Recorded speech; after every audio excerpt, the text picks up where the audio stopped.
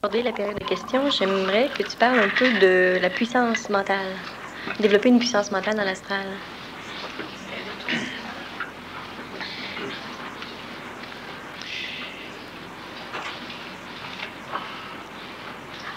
C'est une mécanique qui est toujours délicate un peu à parler. Pourquoi? Parce que souvent, c'est les égos qui récupèrent ce qu'on va expliquer sur la puissance mentale. Un être humain puissant est un être humain qui n'est pas celui qui recherche le pouvoir.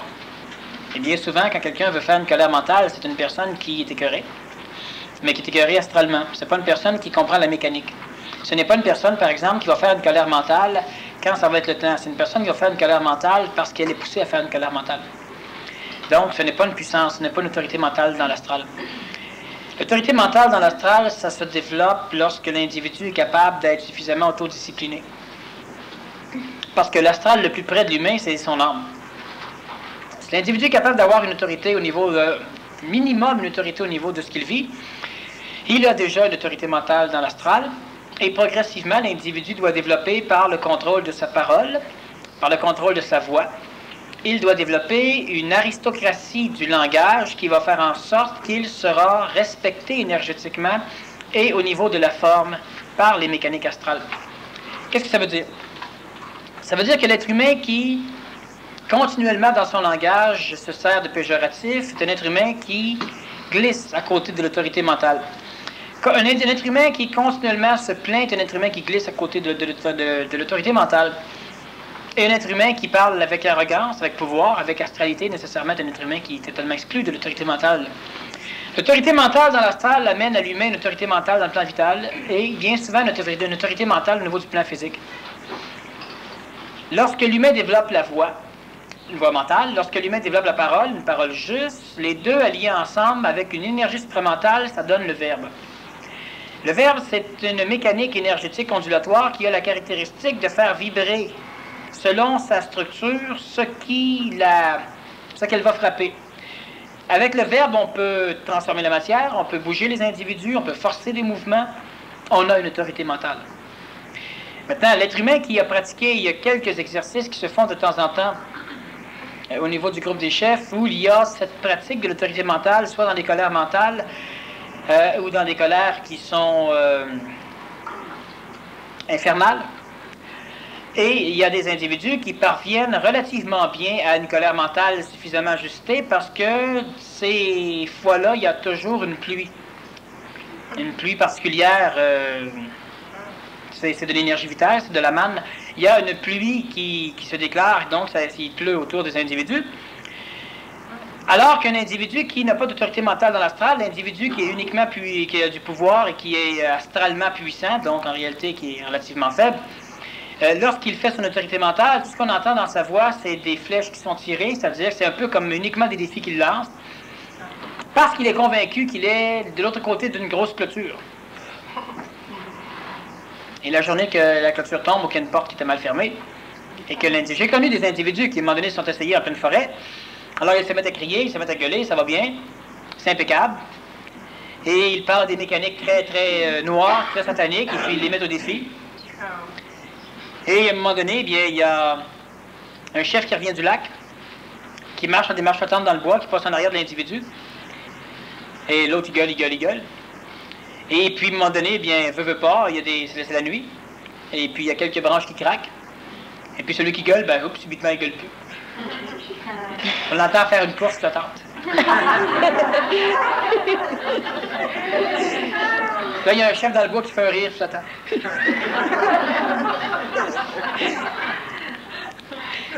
Il y a des... Donc, l'autorité mentale, ça se développe, c'est intéressant, c'est extrêmement puissant.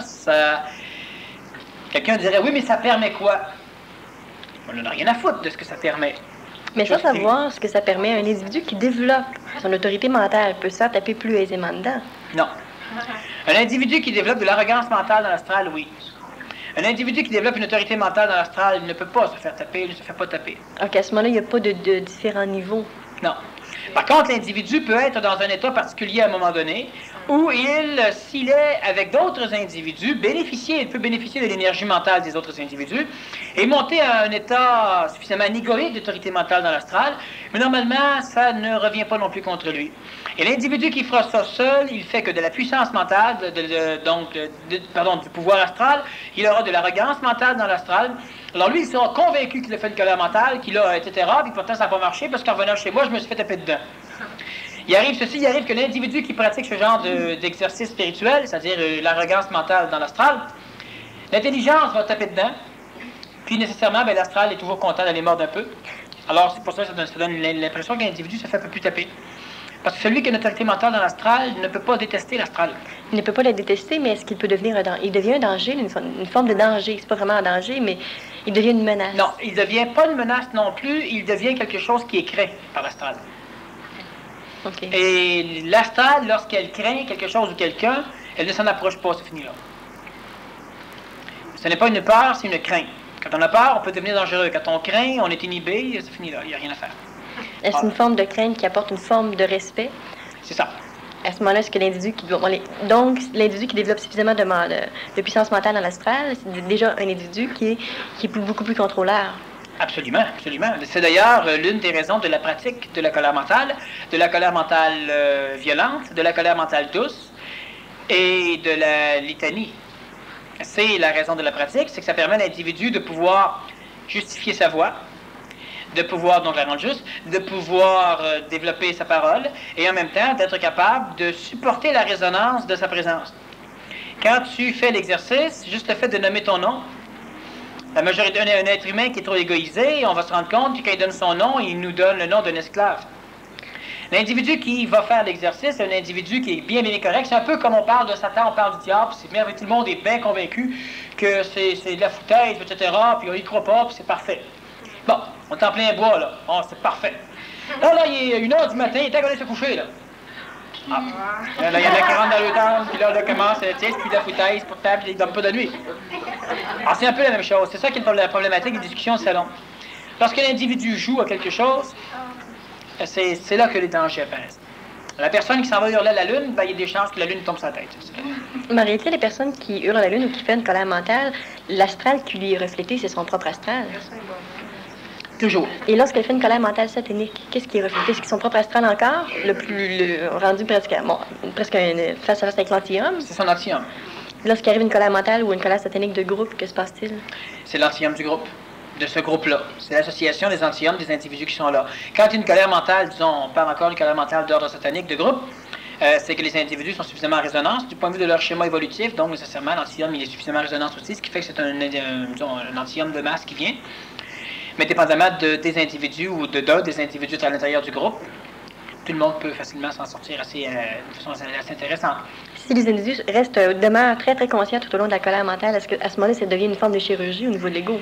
Ça devient une forme de chirurgie, c'est là que la manne apparaît. Ça devient une forme de chirurgie astrale, sauf que jusqu'à date, il n'y a pas d'individus qui ont poussé suffisamment la structuration pour faire un travail d'ego, parce que les individus sont, encore une fois, légèrement trop assujettis à moi, entre autres. Il faudrait donc que les individus, après une colère mentale semblable, restent vivants. Oui, et que chaque individu prenne le bois. Individuellement. Ah, évidemment. Et là, s'ils reviennent, c'est parce qu'ils ont bien fait ça.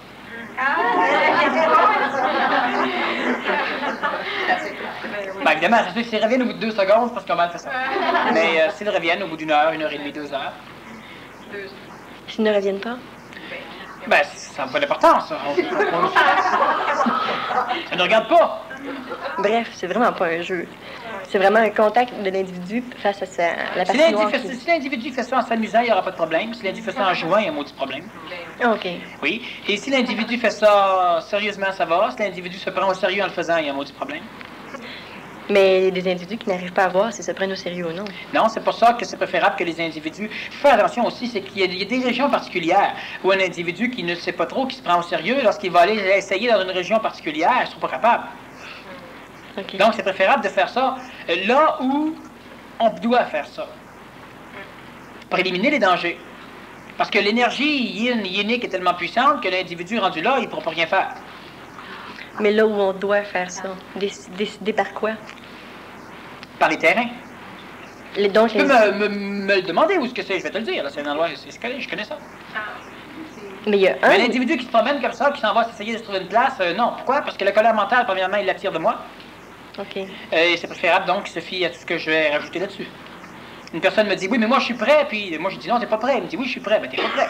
Qu'est-ce que t'en sais? C'est moi qui ai inventé la technique, hein. Écoute bien, je sais comment ça fonctionne. C'est comme je fabrique un avion en réaction, et puis vous venez me dire que vous pouvez le piloter. Ben, je suis mieux placé pour vous dire si vous pouvez ou pas. C'est moi qui l'ai conçu.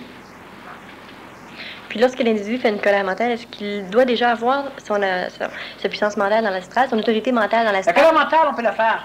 On peut préparer un terrain. La colère mentale douce, c'est préférable d'être en pleine nature.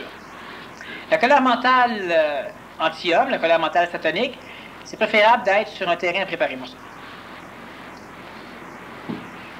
Mais est-ce qu'elle peut permettre une autorité mentale dans l'astral? Ou Oui. s'il faut déjà l'avoir établie? Non, ça permet la colère mentale ordinaire, permet une autorité mentale dans l'astral, c'est comme ça qu'on la développe.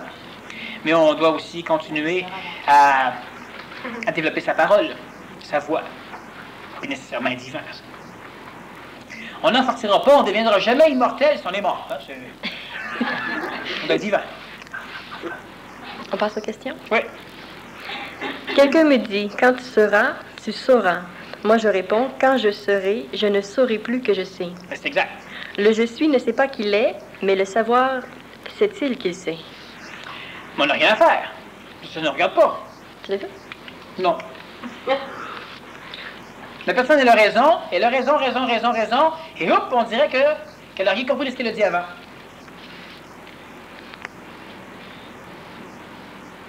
La conscience physique n'est pas consciente d'elle-même, ni la conscience vitale. La conscience divine, bouddhique ou supramentale ne sont conscientes ni d'elles-mêmes, ni des autres consciences. Y a-t-il présentement une conscience créationnelle, omnisciente et omniconsciente d'elle-même et des consciences qui la constituent? Donc, il faut faire attention ici. Bon, je ne veux pas piquer, mais en même temps, on ajuste. Ici, c'est un ego qui pose la question. Mentalisé. La conscience physique n'est pas consciente d'elle-même. La conscience physique est totalement consciente d'elle-même. Mais votre ego n'est pas conscient de la conscience physique, alors il va dire la conscience physique n'est pas consciente. Le corps s'arrange très bien seul, puis s'arrange encore modestement mieux seul. Il est très conscient de lui-même. Ce n'est pas une conscience spirituelle, il est conscient de lui-même. La conscience vitale, même chose, le corps vital est très conscient du corps vital, mais il n'est pas conscient du corps mental. La conscience divine, bouddhique ou supramentale ne sont conscientes ni d'elles-mêmes ni des autres consciences. Ils ne sont pas conscients d'eux-mêmes uniquement parce qu'ils ne sont pas inclus dans l'homme. Tout ce qui est inclus dans l'homme devient conscient de lui-même et s'occupe de ses propres lois. Y a-t-il présentement une conscience créationnelle omnisciente? Oui. Le plan de l'intentionnalité, on appelle cela le plan divin, et le plan bouddhique. La conscience supramentale, elle est omnipotente, elle est omniprésente, mais elle n'est pas omnisciente. Par rapport à l'homme, elle est omnisciente. Mais cosmiquement parlant, non. Bon. Et est-ce qu'il y a une conscience totalement consciente d'elle-même? Si c'est dans l'homme, automatiquement ça l'est. Et l'homme a un avantage, il peut être conscient, lui, des consciences. L'homme peut être conscient du corps physique, peut être conscient du corps vital, peut être conscient du corps astral, du corps mental, etc., alors que le corps physique est uniquement conscient du corps physique, et il n'a pas accès à d'autres choses. Quand on vous dit la conscience astrale ne peut pas avoir accès à la conscience supramentale, c'est ça. L'être humain qui est totalement astralisé, il sait qu'il sait. Il sait qu'il a une conscience mémorielle, il sait parce qu'il l'a expérimenté. Et quand il pose la question sur la conscience supramentale ou sur la conscience mentale, tout ce qu'on peut lui dire, il y a de la difficulté à travailler avec ça. C'est ça. Ah, la question pourrait se poser dans l'autre sens. L'ego peut dire, quand je serai conscient supramentalement, alors je saurai. Et c'est là que c'est faux. Donc la personne elle a raison lorsqu'elle écrit ce qui est écrit là. Quand je serai conscient, je ne saurai pas. C'est évident. Pourquoi? Parce que ça va être inutile. Sauf que l'individu va conserver une conscience instantanée de sa présence. Pour l'être humain, une conscience instantanée de sa présence, cela veut dire aucune conscience. Parce que l'ego n'est pas capable de constituer un concept qui, dans son astralité, va être capable d'englober l'idée que dans un moment donné où il n'y a pas de temps, tu as de la conscience. Parce que pour l'ego, la conscience est nécessairement tributaire du temps. Et c'est pourquoi on pourra dire, lorsque l'être humain est totalement fusionné à la conscience supramentale, qui elle est instantanée, il n'y a pas de conscience. Donc, quand vous serez supramentalisé, vous ne le serez pas. Mais vous serez conscient de votre état. Sauf que vous n'aurez pas besoin de savoir que vous êtes supramentalisé. Et pour l'ego, c'est une subtilité qui est réelle. L'être humain, du point de vue astral, lorsqu'il est conscient, il ne le sait pas. L'être humain qui est totalement conscient le sait qu'il est conscient. Mais il n'a pas besoin de le savoir. De ce fait, il ne se sert pas de le savoir. Autrement dit, il ne le sait pas. Quelle est la façon, la mécanique, que l'on doit appliquer pour construire un double éthérique fusionnel? Qu'est-ce qui a fait que, dans le passé, certains ont constitué un double éthérique non fusionnel?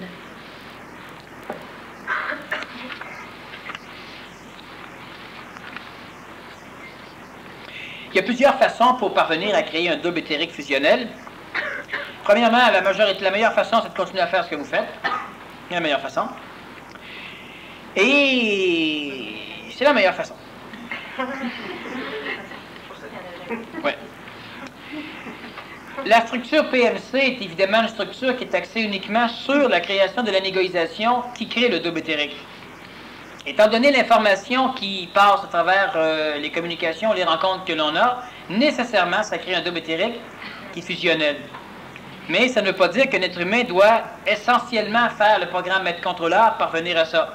Le programme maître-contrôleur est une stratégie qui permet de faciliter le travail pour la majorité des personnes qui sont conscientisables. Mais ce n'est pas une clé sine qua non, mais c'est une clé de confort souvent. Qu'est-ce qui a fait que dans le passé, certains ont constitué un double éthérique non fusionnel? Pour arriver à la fusion, on doit orchestrer les deux états qui devront être fusionnés. Dans le passé, comme chez certaines personnes aujourd'hui, le système endocrinien et le système cérébral n'est pas capable de supporter une fusion avec un double éthérique. Dans le passé, la génétique des hommes, des femmes et des enfants ne permettait pas la fusion. De ce fait, il n'y a pas eu de fusion. Il y a eu des contacts, il y a eu des contacts opérationnels, il y a eu des contacts, par exemple, entre Moïse et son double éthérique, qu'il appelait Melchisédek. Il y a eu des contacts entre Abraham, il y a eu des contacts entre plusieurs autres personnages et leur double éthérique, sauf que le corps physique ne pouvant supporter une fusion, ces personnages sont morts. Et les doubles éthériques qui ne servent pas à un processus de fusion, dans certains cas, ils ont servi simplement à ramasser la personnalité astrale et hautement évoluée, c'est-à-dire la conscience de ces personnages, et à un moment donné, ils se sont réincarnés. Ils se sont réincarnés dans d'autres corps physiques avec d'autres mémoires astrales, ce qui a fait en sorte que le double n'était toujours pas plus fusionnel. Les individus, à travers les processus de la réincarnation, finissent par arriver dans un temps où le corps physique, on parle du système neuronique et endocrinien, on ne parle pas des muscles, où le corps physique devient capable de supporter une fusion. Et ça, c'est dans les temps à venir qu'il y aura des corps physiques suffisamment solides pour supporter une fusion. Et rappelez-vous encore, c'est un corps physique qui est solide neuroniquement et endocrinalement. On ne parle pas de corps d'athlète. C'est évident que ça ne dérange pas d'avoir un corps en santé. Mais c'est au niveau du système neuronique et endocrinien surtout qu'il faut travailler.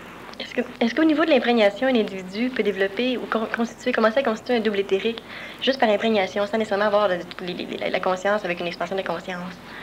Ben, l'imprégnation fait surtout en sorte que tu assujettis énergétiquement à autrui, à toi.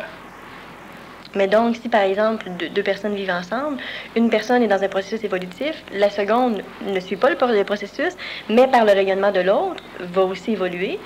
Elle évolue, mais elle ne s'anégoïse pas. Elle est un disciple inconscient.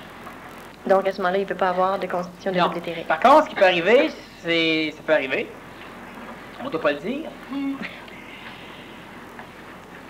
Par imprégnation, tu forces ceux qui t'entourent à créer ton double éthérique.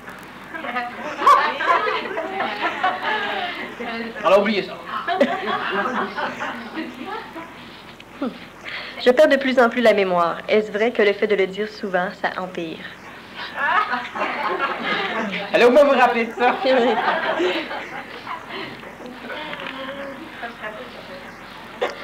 Si c'est vrai qu'en le disant souvent faire empire, alors dites souvent que vous allez gagner la loterie, vous allez finir par gagner.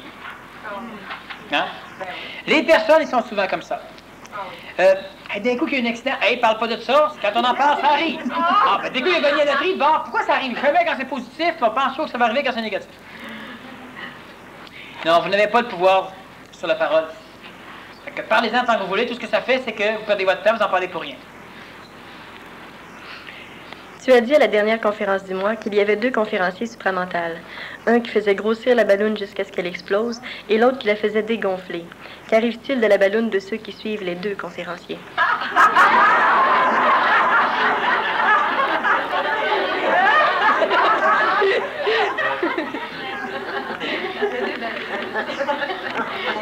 Il y en a qui sont mal pris, hein? Ah, la vie, hein?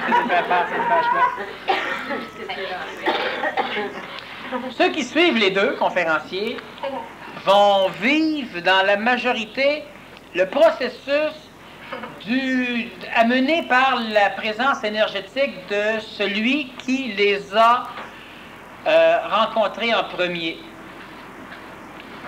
Il y aura des exceptions pour la simple raison qu'il y aura des individus qui auront... Il faut comprendre une chose. Une chose qui est plate à dire. Non, qui est plate à entendre. Vous allez voir. Un être humain qui, à un moment donné, se fait ouvrir une sphère supramentale par l'une des 2 antennes collectives devra nécessairement passer par l'une des 2 antennes collectives pour parvenir à sa supramentalisation. Alors, pour l'ego, ça veut dire, ça veut dire qu'on est encore assujetti de t'accompagner. C'est pas ça. On parle d'un outil. Par contre, un individu qui a commencé son cheminement supramental, et là, je ne parle pas dans la philosophie, je parle d'un individu qui a commencé son processus supramental, qui a commencé à s'identifier supramentalement, un individu qui a commencé à découvrir du neuf avant même d'entendre parler, pas un individu qui dit « Ah, j'ai toujours pensé ça ». Non, un individu qui dit « Tu vois, je te l'avais dit ». Quelqu'un qui l'a dit avant. Celui-là peut cheminer avec l'une des 2 antennes collectives, des antennes supramentales. Quand je parle collective, ce sont des antennes qui permettent une diffusion de l'énergie supramentale. Ce ne sont pas des antennes qui collectivisent. Les 2 individualisent. Ceux qui sont prêts à être individualisés, parce qu'il y a autour du monde, évidemment, pour se collectiviser. Et l'individu qui a donc commencé son processus, normalement, s'il relie l'une des 2 antennes, c'est parce que dans ses vies antérieures, ils ont travaillé ensemble. Et là, il peut parvenir aussi à faire un chemin seul. Mais dans la majorité des cas, les individus devront passer par l'une des 2. Ce qui fait en sorte qu'une personne qui, par exemple, est énergétiquement au contact des 2 antennes supramentales, il n'y a pas de problème. Il y a une des 2 antennes qui vient du Soleil, l'autre antenne vient d'une autre étoile.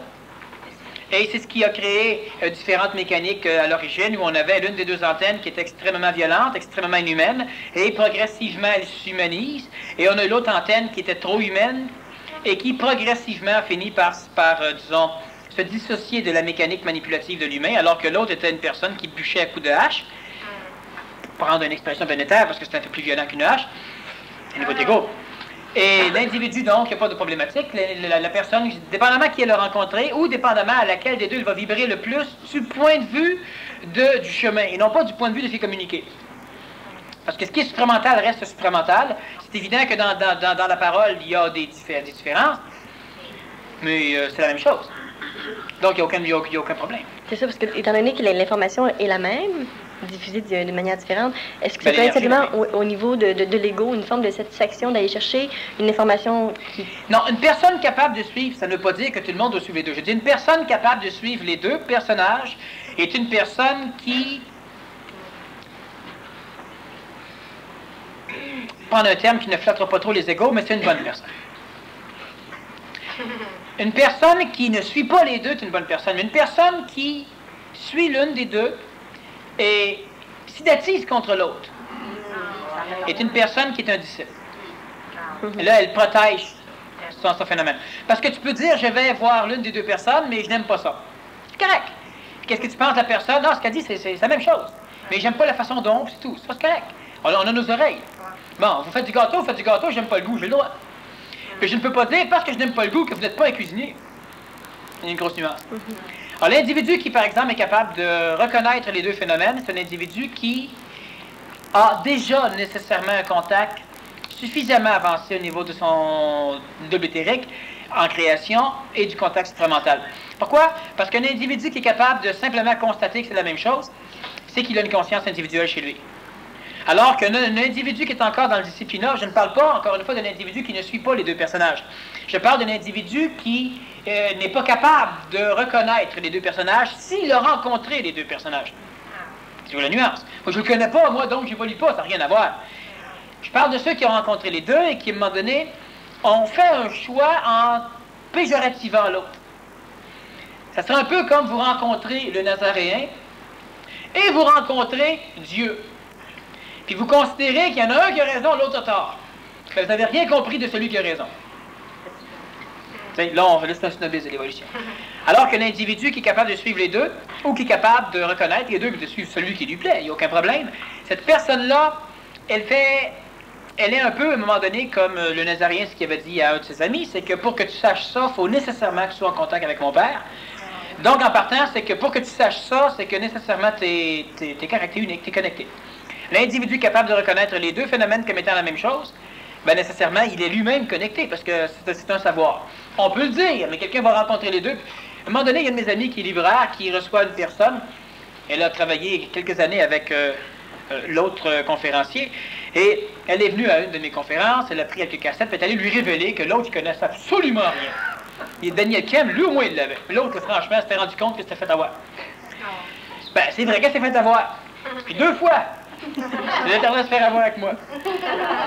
Tant qu'à pas comprendre. Alors, la personne qui suit les deux, ben, il n'y a aucun problème, elle suit son chemin. Est-ce que certains corps humains du Québec sont aptes présentement à donner naissance à un enfant qui n'est pas luciférien?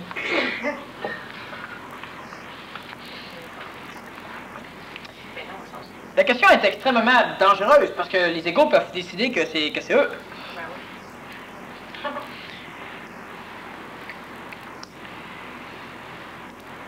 De toute façon, non, la réponse c'est non. Mais probablement que vous n'avez pas une compréhension juste de la mécanique luciférienne. Lucifer, c'est de la lumière. Ça veut dire porteur de lumière. Dans un contexte terrestre et planétaire, la lumière, lorsqu'elle est matérialisée, lorsqu'elle est corporifiée, lorsqu'elle est terrestrifiée, elle veut s'en sortir. Et nécessairement, ça va créer des désharmonies dans la matière, dans le contexte terrestre. Et tout ce qui va être astralement créé par l'expérience planétaire va détester et rendre noir tout ce qui vient perturber l'harmonie planétaire. Alors que ce qui perturbe l'harmonie planétaire est ce qui a raison. Donc, avoir un enfant qui n'est pas luciférien, ça voudrait dire avoir un enfant qui n'a pas chez lui la caractéristique de vouloir s'en sortir et qui n'a pas chez lui la caractéristique de vouloir évoluer. Parce que Lucifer est la mécanique implantée dans chaque être humain qui le force à vouloir vivre une ascension, sacrer son camp. Et le corps physique, le corps vital, le corps astral vont entourer cela d'une mécanique satanéenne qui vont lui donner la jouissance de la vie, la jouissance de la matière, la peur de la mort, pour que tu restes dans la matière, mais la partie luciférienne est là pour que tu ne restes pas que de la matière. Alors on devra amener les deux. Avoir un enfant qui n'est pas luciférien, parce que c'est ça, on pourrait dire, moi j'aimerais avoir un enfant qui va être par exemple divin. Ben c'est luciférien. Et dans l'Église catholique, on emploie surtout le terme Lucifer. Il est repris dans d'autres religions qui n'ont rien à voir avec la chrétienté. Lorsque l'on parle de Lucifer, on parle aussi de Dieu, et on dit Dieu est parfait, Dieu a créé des anges parfaits, puis dans un de ces anges parfaits, l'a trompé. Un ange parfait ne trompe pas. Un ange imparfait va tromper. C'est prévu, c'est essentiel, c'est donné. Et par la suite, on va expliquer la chute de l'homme pour que l'humain accepte, dans une culpabilité involutive, de rester sous le contexte planétaire, pendant que la partie luciférienne chez lui se refroidit. Et que la partie satanéenne, le corps, se pacifie, se densifie. Quand on est rendu où on a un corps tellement opaque, tellement épais, tellement dense qu'on ne peut plus partir quand on veut, là maintenant on commence à se réveiller à la conscience luciférienne, la conscience de la lumière. Alors un enfant qui n'est pas luciférien dans le sens biblique du terme, oui, il y a des corps physiques présentement qui sont capables d'engendrer des enfants qui ne sont pas d'une luciférité noire. Il y a d'ailleurs beaucoup de jeunes aujourd'hui qui sont effectivement très blancs. ne sont pas lucifériens au sens biblique du terme.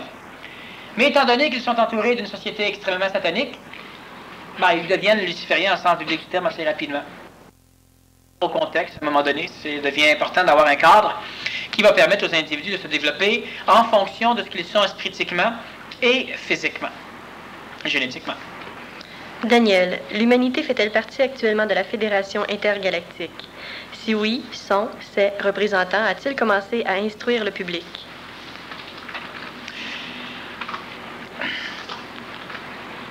Bon, Fédération intergalactique, évidemment, ça ne prend pas de tiret. Bon.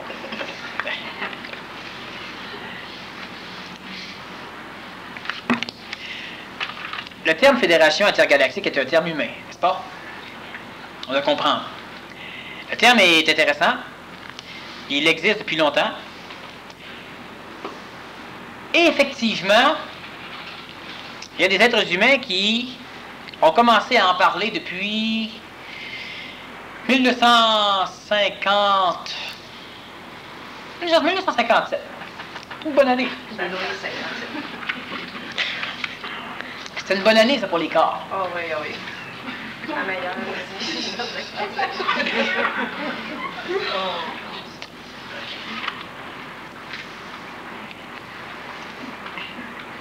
La première fois où on en a parlé d'une façon sérieuse, d'une façon suffisamment instructrice, c'est quand on a expliqué clairement que l'humanité finirait par s'associer, que les Soviétiques travailleraient avec les Américains, que les Noirs travailleraient avec les Blancs, que les Jaunes travailleraient avec les Noirs, et même que les extraterrestres travailleraient avec les humains. Et le rôle, quand on a expliqué le rôle de la Fédération, et ça a toujours été un rôle qui permettrait à la conscience humaine de s'expandre, un rôle qui enverrait l'humain toujours plus loin, là où personne n'est allé avant, dans le but de reculer les frontières du connu. Et ça a été toute la série des patrouilles du cosmos. Bon. Où on parle de la Fédération. C'est une façon d'instruire l'homme. Ils sont revenus dernièrement avec une nouvelle forme d'instruction, ou même les ennemis jurés de la première version sont au travail maintenant avec la deuxième version. Et on parle de patrouille du cosmos, nouvelle génération. C'est la race nouvelle, du point de vue de l'expression énergétique. Il y a présentement des êtres humains qui sont effectivement associés à ce qu'on peut appeler fédération interplanétaire ou intergalactique plus précisément. Et encore une fois, c'est un terme planétaire, un terme humain. Donc, il peut facilement être spiritualisé. Il y a présentement des êtres humains qui ont eu des contacts séraphiques avec des mécaniques extraterrestres. Il y a présentement des contacts qui sont opérationnels en ce qui concerne une intervention extraterrestre. Et lorsque je dis qu'il y aura à un moment donné un contact plus évident, ça vient de l'avenir. Et c'est un contact extraterrestre qui va être amené ici par des êtres humains qui sont présentement nous-mêmes. C'est-à-dire qu'à un moment donné, comme j'expliquais, toi, quand tu vas rencontrer un extraterrestre, tu pourras le suivre et tu sauras que tu peux le suivre parce que tu vas reconnaître que l'extraterrestre qui se pointe devant toi, c'est toi. Et c'est comme ça qu'on va reconnaître les extraterrestres qu'on devra suivre. Ou tu vas reconnaître que c'est moi, ou que c'est un autre. Mais tu vas reconnaître l'un des humains que tu connais aujourd'hui, avec lequel tu vis ou que tu as vécu, et qui, lui, parce qu'il sera dans l'avenir, va revenir en arrière, ramasser, on saura que. Il y a présentement des contacts. La planète Terre, est-ce qu'elle fait partie, du point de vue cosmique, elle fait partie de cette fédération, de cette alliance, uniquement parce qu'il y a certains humains qui sont capables de transport séraphique, donc qui ont été capables d'émettre suffisamment d'énergie, d'informations à travers les mécaniques de notre univers local, et cela fait en sorte qu'il y a des rapatriements de processus fusionnels qui sont rattachés à nous, qui sont présentement en train de revenir. On en a parlé un peu dans une conférence spéciale il n'y a pas tellement longtemps, et nécessairement, l'humain, la planète Terre en fait partie, sauf que ce n'est pas l'humanité au complet qui en fait partie. Mais ça, étant donné que ça se passe au niveau extraplanétaire, est-ce que ça se passe à l'insu des gens qui en font déjà partie? Non. Ça se passe au-dessus des gens qui en font partie, sauf qu'il y a des gens qui en font partie, qui eux travaillent avec des groupes d'individus qui eux savent font partie de ce groupe-là. Okay. Ils ne sont pas au courant que le groupe fait partie. Peut-il y avoir des êtres de la race violette qui ont densifié leur corps de lumière en corps physique afin de leur permettre de se mêler à l'humanité actuelle? Présentement, non. Il y a des retours mémoriels de mécanique du passé. On est dans une ère où on approche de la fin d'un cycle majeur, on approche de la fin de la race blanche. On parle toujours de race neuronique. On est dans l'ouverture de la race bleue. À chaque fin de cycle, tout le passé, ce qui a vécu, vient se réincarner dans l'actuel présent. C'est ce qui explique les grandes guerres probables, c'est ce qui explique le retour des violences, c'est ce qui explique le retour du rétro. C'est ce qui explique plein de choses. Le passé se réincarne. L'Atlantide s'est réincarnée, la Lémurie s'est réincarnée, et nécessairement, on a eu des contacts avec des races adamiques, les races violettes, dans le passé, ce qui fait qu'astralement, il y a cette vapeur, cette saveur de présence de la race violette, mais ce n'est pas une race violette actuelle. Comment fait-on pour fusionner les personnalités qui se réincarnent en nous? On doit rester vivant. J'ai fait plusieurs conférences, des conférences du vendredi où on en parle. Le mois sur la réincarnation, entre autres, là, je ne connais pas les titres, mais on pourrait fouiller pour voir. Et il y a toute l'explication complète de la mécanique, comment on digère la réincarnation qu'on ramasse régulièrement. Actuellement, les prêtresses d'Avalon se sont-elles réconciliées avec Arthur?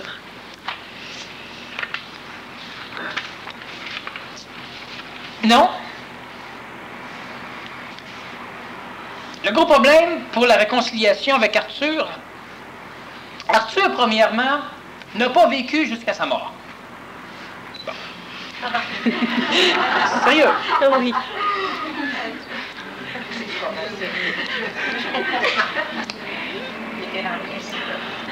Arthur n'a pas vécu jusqu'à sa mort. Arthur, il a vécu...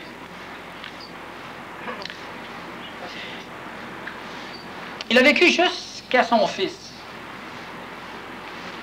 Par la suite, Arthur est parti et c'est Uther qui l'a remplacé. Tu connais Uther? Oui. C'est qui? C'est le père d'Arthur. Voilà.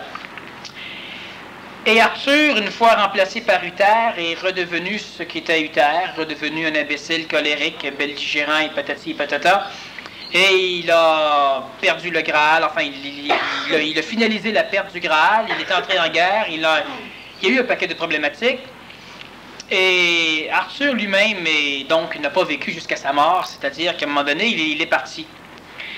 Arthur est un bon personnage, c'est un bon gars, qui a toujours eu un petit défaut humain, c'est-à-dire un défaut par rapport à la race humaine, un défaut planétaire. C'est une qualité cosmique, c'est un défaut sur la planète. D'ailleurs, la majorité des mécaniques divines sont des maudits problèmes ici. C'est qu'Arthur n'a jamais pardonné à qui que ce soit, quoi que ce soit, parce qu'Arthur n'a jamais il n'a jamais retenu les actions négatives des autres. Donc, Arthur n'a jamais eu de problème avec qui que ce soit. Mais la majorité des gens ont eu des problèmes avec Arthur. Parce que, bon, exemple, écoute, Arthur, il faudrait qu'on se parle parce qu'on a un problème entre nous deux. Fait qu'Arthur, t'as un problème peut-être, mais seulement avec toi. Fait que, regarde ton numéro, parle-toi. Moi, ça va bien. Moi, tu peux venir tant que tu veux, t'es bienvenu, pas aucun problème. Et la personne a dit, non, c'est pas clair. Tu sais, Arthur n'a pas de problème. Alors, ce qui arrive, c'est que la majorité des personnalités qui ont eu des problématiques avec Arthur, lorsqu'ils ont voulu régler avec Arthur, ils n'ont jamais été capables. Parce que du côté d'Arthur, il n'y avait jamais de quoi régler. Alors, les individus, en l'occurrence, la majorité des prêtresses, peut-être pas juste elles, mais la majorité des individus qui l'ont côtoyé doivent régler avec eux-mêmes leurs problématiques.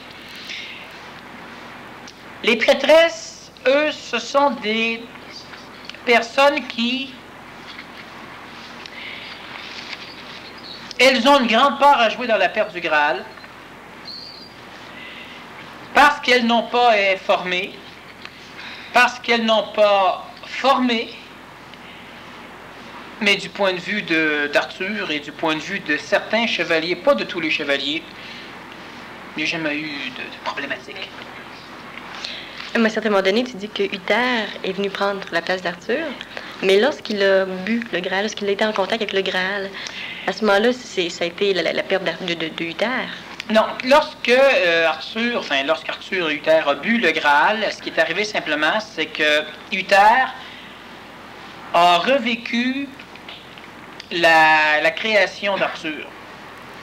Il a revécu le dragon, il a revécu le contact avec Merlin, il a revécu toute la conscientisation du fait qu'il s'était encore fait avoir.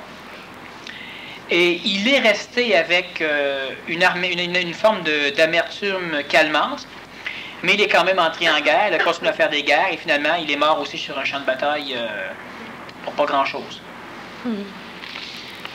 Lorsqu'il y a disparition ou dématérialisation du corps physique, ceci est-il dû à un contact partiel avec le double éthérique?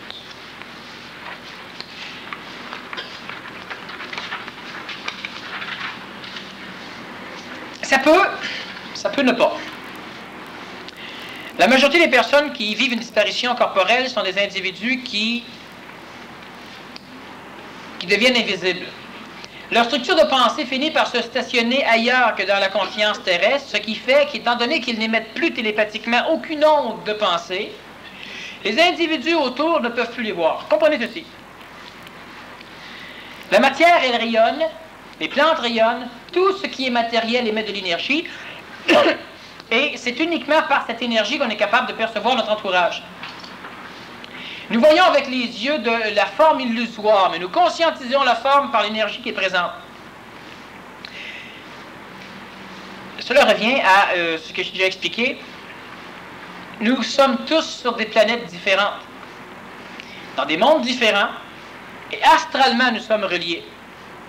Une personne qui, à un moment donné, n'émet plus de pensée, n'émet plus rien, et qui, dans la façon dont elle travaille, consciemment ou inconsciemment, parvient même à éliminer totalement les expressions corporelles du point de vue énergétique, cela va faire en sorte qu'elle sera perçue par la matière, mais elle ne sera pas mémorisée par la conscience astrale, ce qui fait que, bon, tu as déjà pratiqué un peu l'invisibilité, tu te promènes, et puis moi je te vois, et au fur et à mesure que je la vois, vu que je ne peux pas la mémoriser, je ne peux pas dire que je la vois. De ce fait, tu n'es pas là, tu es totalement invisible. La majorité des structures d'invisibilité, au départ, sont des choses comme ça. Quand on parle de dématérialisation, c'est cela. Une dématérialisation réelle peut être suivie d'une rematérialisation ailleurs. Sinon, c'est une invisibilité par abstention d'émission, d'onde de présence. Mais qu'est-ce qui ferait qu'un individu se dématérialise? Parce qu'il va aller ailleurs. OK, parce qu'il le veut. Ce n'est pas quelque chose qui tombe dessus. Bon, ça dépend. Une bombe nucléaire, ça peut le dématérialiser. Il y a des choses comme ça. D'ailleurs, il y en a plusieurs qui vont se faire dématérialiser à un moment donné. Oui. Lorsque le double fusionne avec le corps physique, l'être quitte complètement ou partiellement le plan physique. Lorsque le double fusionne avec le corps physique, l'être ne quitte pas complètement ni partiellement. Lorsque le double éthérique fusionne avec le corps physique, le double rentre dans le corps physique et le corps physique devient un corps de lumière. L'être humain, ou l'être, est totalement présent, totalement conscient. Il reste dans le plan physique et c'est là qu'il vit une bilocation fusionnelle, une bilocation complète de conscience, c'est-à-dire qu'il n'est pas dans le plan physique, comme on le verrait présentement, mais il n'a pas quitté le plan physique. C'est clair? Ça veut dire que l'individu devient le plan physique, tout en étant le plan vital, astral, mental et supramental. Il a une conscience parfaite du point de vue supramental, donc il a une conscience globale, disons même absolue, galactique.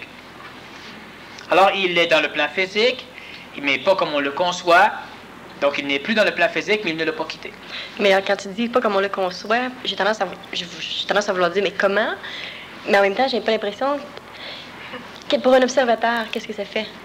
Pour un observateur, ça ne fait absolument rien. Ça fait simplement que tu vois un corps de lumière ou un corps de chair, et puis à un moment donné, une automobile qui frappe le corps de lumière ou le corps de chair, et puis l'automobile, soit qu'elle s'enfonce dedans et elle tombe en morceaux, alors que la personne, elle essuie ce qui est sur ses pantalons, ou bien l'automobile traverse simplement l'individu, puis l'individu continue à marcher comme si rien ne s'était passé.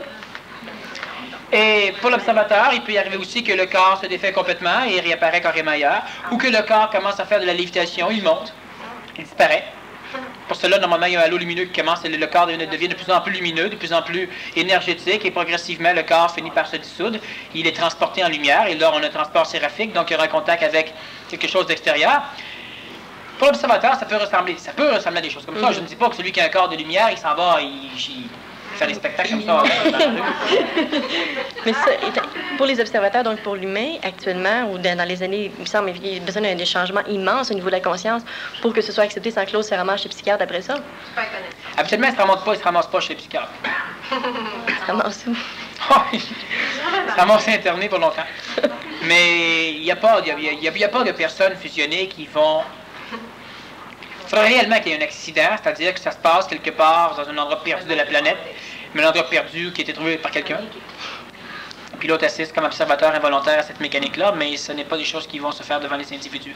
C'est évident, encore une fois, que si le corps physique et le système donc, neuronique endocrinien est suffisamment fort, quelqu'un qui verrait cela, qui vivrait l'expérience de la vision d'un corps fusionnel qui décolle en transport séraphique,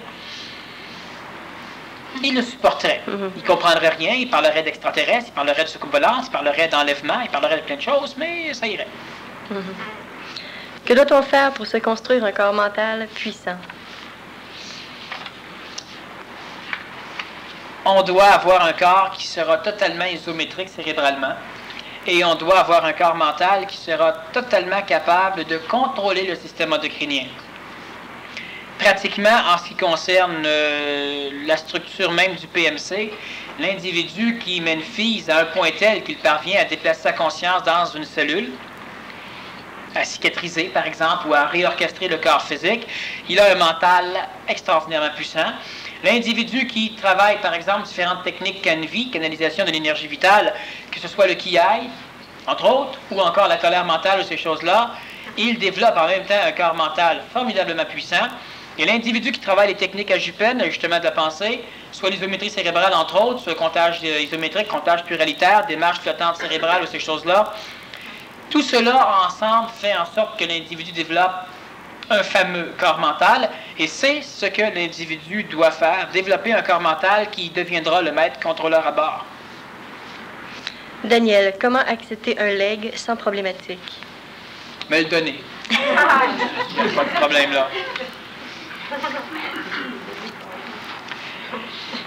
C'est un gros problème, le leg. Si vous voulez que je vous réponde honnêtement et d'une façon transparente, je vais vous dire simplement, n'acceptez pas de leg.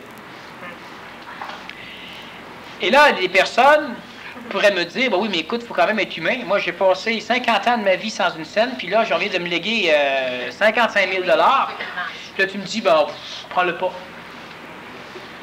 C'est ce que je dis. Et la personne, elle veut savoir comment accepter un leg sans problématique. C'est honnêtement pas faisable. Alors la personne, elle peut faire, il y a des stratégies astrales pour qu'on diminue la problématique. Vous recevez le leg et vous le donnez à une œuvre de charité. Dieu est content. Vous n'aurez pas trop de problèmes. Vous acceptez le leg et vous accomplissez une mission spirituelle avec. Mais à long terme, karmiquement, vous vous êtes fait avoir noir et solidement. La seule façon d'accepter un leg sans problématique, ce serait par exemple un individu qui a décidé un jour de faire une écurie merveilleuse, etc. Et d'avoir des chevaux, des pur sang. Et puis, à un moment donné, elle meurt, elle te lègue tout ça au complet. Puis toi, tu accomplis ce qu'elle a à faire. Bon, évidemment, elle va se réincarner dans ton entourage, elle va se réincarner chez toi, elle va diriger ta vie, mais tu n'auras pas trop de problèmes karmiques. Tu n'auras plus de vie. Vous savez, il y a à un moment donné un point culminant où il faut faire attention à certaines choses, où on doit passer de la théorie à la pratique. Il y a quelques années, j'aurais été extrêmement mal en point d'avoir reçu en legs de l'argent ou de la matière ou un terrain. Je ne m'en serais probablement pas servi, mais j'aurais probablement perdu tous ceux qui m'entouraient. Parce que là, c'est comme si maintenant on a tout pour le faire, puis il ne veut plus le faire. Donc, c'était juste des histoires lancées debout. Grand parleur, petit faiseur. C'est quoi un petit faiseur? Dans ma vision, oui. C'est ça. Grand parleur, petit faiseur. Ça crée de l'immortalité. Alors, il n'y a pas, honnêtement parlant, quand on reçoit un legs, on reçoit un karma. Je vous donne mon karma et je vous paye 50 000 pour le prendre. Le voulez-vous? Vous dites, comment puis-je prendre 50 000 sans prendre de karma? Impossible. On fait l'entente, on fait la transaction ou on ne la fait pas. Des individus qui, par le passé, ne connaissant pas la mécanique, ont accepté un leg comme ça. Qu'est-ce qu'ils doivent faire maintenant pour se désassujettir? Ben, ils doivent maintenant continuer à digérer. Ils sont déjà probablement suffisamment emmerdés par leur leg. Quelqu'un qui vient juste de le recevoir, il est déjà... il va progressivement apprendre à s'emmerder parce que l'individu qui lègue... Vous savez ce que c'est un leg? Un testament? Bon, il y a une autre façon de recevoir un leg sans problématique. Vous prenez le leg, vous le serrez, puis vous ne le touchez pas, puis vous le léguez à un autre après. Pourquoi? Parce qu'à un moment donné, l'individu qui vous a légué va se réincarner, puis ça devrait revenir entre les mains. Bon, ça va bien. On ne s'en sert pas. Ni même des intérêts. Tout ça au complet appartient à l'autre. D'accord? C'est une chose. Parce que ce qui arrive, c'est que l'individu qui lègue, ce qu'il fait, c'est que le contrat qu'il signe simplement, c'est qu'il va partager votre corps physique, votre âme et votre vie, et vous allez venir partager son argent, son terrain, ses biens ou ces choses-là. Vous vendez votre âme au défunt en acceptant un legs. Ou si vous préférez, vous l'avez fait. Vous avez vendu votre âme au défunt en acceptant un legs. On ne se tape pas la tête sur les murs pour ça. Mais on cesse d'accepter les legs. Ce matin, j'ai reçu un éclair dans l'œil et dans la tête, du côté droit. Leg en anglais, ça veut dire quoi? Jambe. C'est ça, hein? Ça nous fait une bonne jambe. Je recommence. Ce matin, j'ai reçu un éclair dans l'œil et dans la tête, du côté droit, et j'ai ressenti une activation de l'énergie dans la tête. Sur le moment, j'en étais un peu étourdie. Cela a duré 1 heure. C'est un phénomène intérieur qui n'a rien à voir avec la lumière extérieure. C'était en forme de prisme étoilé. J'ai pensé que c'était une entité morontielle. Ai-je vu juste? Est-ce le début d'une acceptation de contact? Ce n'est pas une entité morontielle, c'est simplement votre ajusteur de pensée qui est venu tripoter un peu votre cerveau. Une personne peut dire ben oui, mais j'aurais aimé mieux que ça aurait été une entité morontielle. Non, quand le double éthérique commence à venir jouer dans les oreilles, des bourdonnements ou des sifflements longs, puissants. On ne parle pas juste des petits sifflements. C'est toujours l'ajusteur de pensée qui vient sciller là ou là, etc. Des fois, c'est en stéréo. Mais il y a aussi, c'est justement ce genre de luminosité. C'est une perturbation, une restructuration du système neuronique, ce qui va faire en sorte, un peu comme quand on appuie sur l'œil, on peut voir de la lumière, alors qu'il n'y en a pas. Donc, on crée des dépolarisations particulières et le cerveau va enregistrer. Quand il y a une mutation au niveau cérébral, il y a aussi des choses comme ça qui peuvent arriver. Il y a des douleurs, à un moment donné, qui peuvent apparaître, mais de temps en temps, c'est des mécaniques qui sont extrêmement énergétiques, c'est-à-dire comme lumineux. La personne, elle est en train d'établir un sérieux contact avec son double éthérique, son ajusteur de pensée. Je vois l'antium dans toute son horreur. Comment me débarrasser? Non, on ne peut pas voir l'antium dans son horreur. Il n'y a que la personne laide qui ne peut voir que le lait. On ne peut pas voir son antium dans toute son horreur. Ça veut dire que vous avez encore une partie d'antium chez vous. Mais tu peux constater l'horreur de l'antium en constatant la tienne automatiquement. Même pas. Moi, quand je vois mon antium, je vois comment c'est. Et jamais je n'ai fait... Ah! Mais non! Moi, j'ai fait « Waouh! »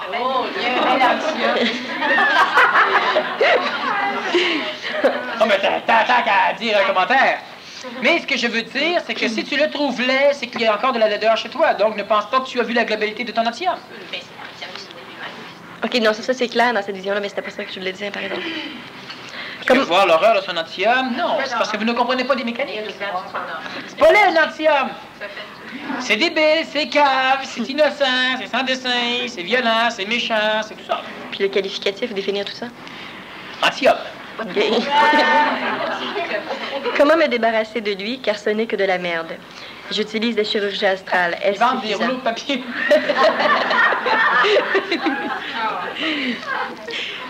J'utilise la chirurgie astrale. Est-ce suffisant? Premièrement, il faut utiliser la bonne technique de chirurgie astrale. C'est absolument essentiel. Parce que sinon, on ne fait pas de la chirurgie astrale.